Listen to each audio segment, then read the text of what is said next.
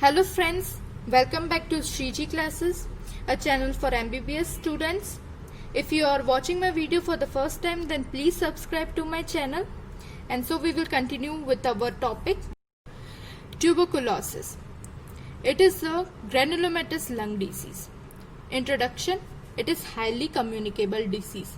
It is spread by the droplet infection, which can be of sneezing, coughing, or etc. TB is one of the most prevalent infection of the human beings. Almost 1/3 of the world population is affected. It contributes considerably to the illness and death around the world. Definition: TB is a serious chronic pulmonary and systemic disease caused by Mycobacterium tuberculosis.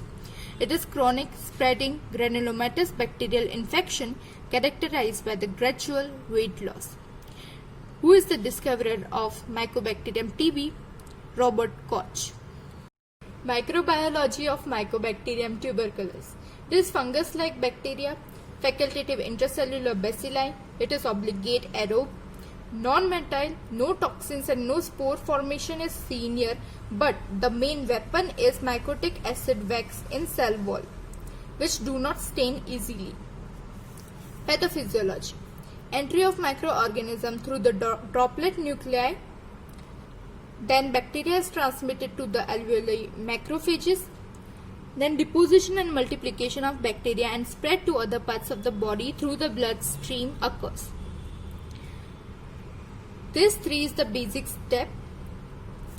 How the entry into the macrophages occur is written here. It is by phagocytosis mediated by the several receptors including mannose binding lectin and CR3.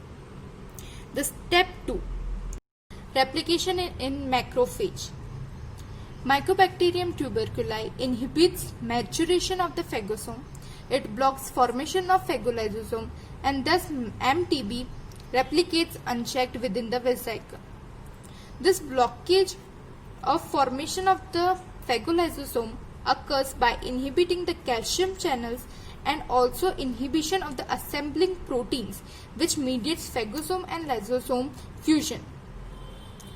Th1 response is seen here. What is Th1 response? It occurs after 3 weeks. It activates macrophages, enabling them to become bactericidal. How this process occurs is here.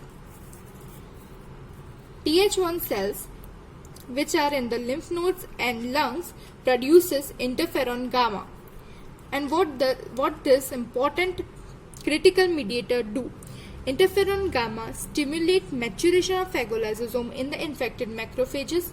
It stimulates nitric oxide synthesis, and so nitric oxide creates reactive oxygen intermediates for Mycobacterium killing, and it also mobilizes antimicrobial peptide against bacterial and stimulate autophagy. Now macrophages activated by the interferon gamma differentiate into the epithelioid histiocytes that aggregate to form granuloma. Then we can divide the tuberculosis in 2 types, primary and secondary tuberculosis. We will study this in our next part.